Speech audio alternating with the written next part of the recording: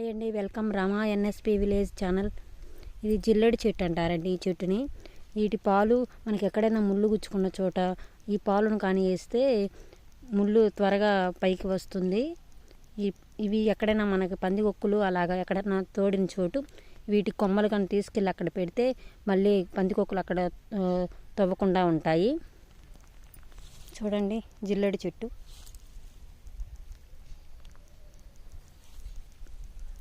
మనకి ఎక్కడైనా గాయమైన చోటు ఈ జిల్లుడు పాలు పొడిస్తే త్వరగా తగ్గిపోతుంది. ముళ్ళు ఏదైనా కుచ్చుకున్న గాయమైన లోపల ఏదైనా ఉన్నా ఈ జిల్లుడు పాలు పోయడం వల్ల త్వరగా పైకి వస్తుంది. ముళ్ళు కానీ ఏదైనా చాలా మంచిదండి. ఈ జిల్లుడు చెట్టు ఎక్కడన్నా దెబ్బ తగిలిన చోటు జిల్లుడు పాలు చాలా మంచిది. చూడండి.